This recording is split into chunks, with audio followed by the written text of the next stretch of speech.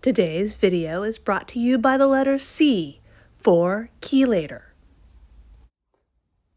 So Bill Toms of bubblephyllums.com gave a virtual talk to the Illinois Orchid Society in November about basically growing bulbophyllums. And during that talk, he talked a lot during his talk about a product that he sells on his website called Plant Potion Number 9. And he claimed that Plant Potion Number 9 was a chelator and that it bound up metals, because that's what chelators do, and that made them more available for uptake by orchids. And so by using it, your plants would grow better.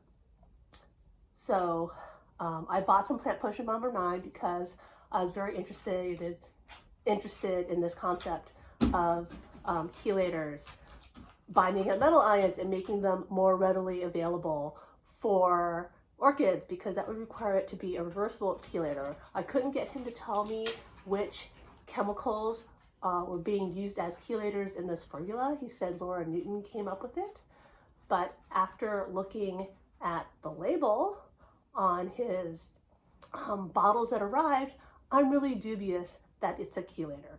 And for me to explain why I'm dubious, I'm going to need to do a little bit of organic chemistry. Before we go on, let me say that if you're here to tell me that I don't understand anything about chelators or Bill Toms is always right, let me state that I am a biochemist. I have a PhD in it, and unlike the rest of the world, I do use organic chemistry every day. And so I'm going to simplify the concept down as much as I can, because usually when I start talking about chemistry, my daughter looks at me with this look of annoyance, and she basically says that, Mom, most people they just don't want to know how things work. She just wants the answer. I never just give her the answer, and she hates that. I always have to explain how it works first. So a chelator is a chemical that is made out of carbons, nitrogens, and oxygens. The carbons form the backbone of the molecule, and the oxygens and nitrogens provide charged electron clouds that allow them to bind covalently or non-covalently to a metal. So covalent means like a permanent bond, and non-covalent means a non-permanent or reversible bond. And if you go to Wikipedia and you look up chelators, it'll tell you that they form ring structures. And this is not completely true, because the best chelators want to bond to their ions, their metal ions, through as many bonds as possible. So I got this apple to demonstrate that.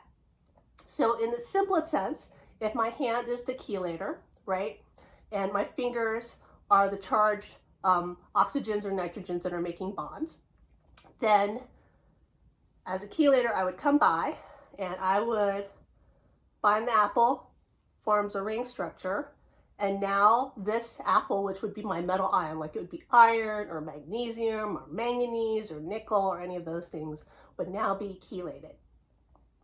But most really good chelators form more than one bond. So the way they work is they come, right? They're gonna bind the apple, and my fingers are gonna make all the bonds. And usually they like to make like this 4 bond in a pyramid, if I can actually do that with my fingers, like so, right? And you can see now I am grasping the apple in all directions. So my metal ion is basically encapsulated in what is like a cage. Hello, puppy. So that's how chelators work. So basically it would bind, and if it would go to wherever it's going, and then it would unbind and let go of the ion, and now the ion would be ready for use by the plant or the human, in this case the plant. And now I'm going to explain why I don't think that Plant Potion Number 9 is full of chelators.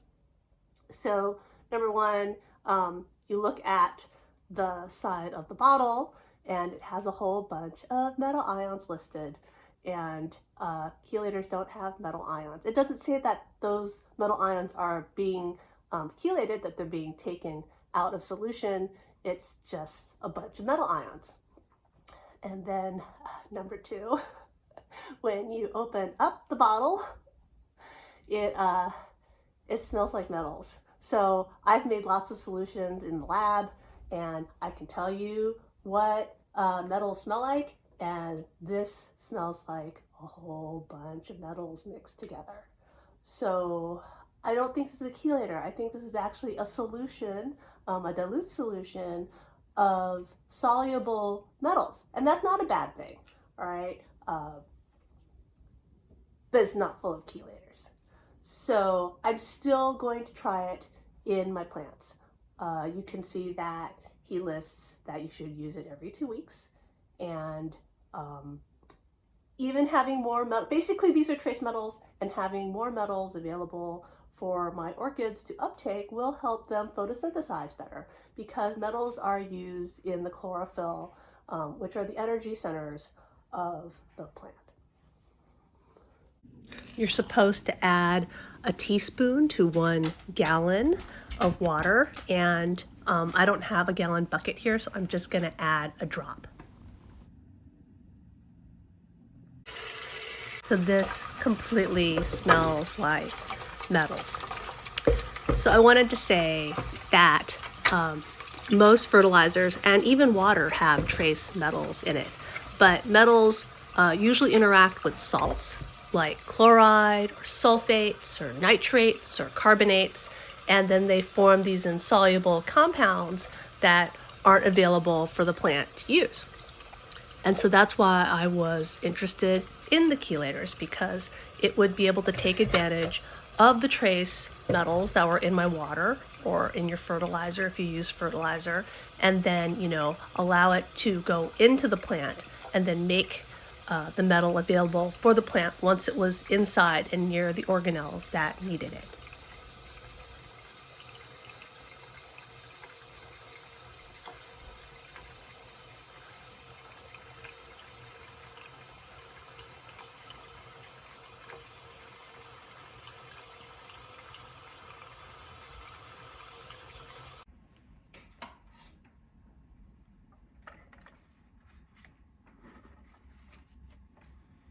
I'm pouring the diluted plant potion number 9 into my spray bottle, and then I'm going to use it to do my daily spritzing of my plants.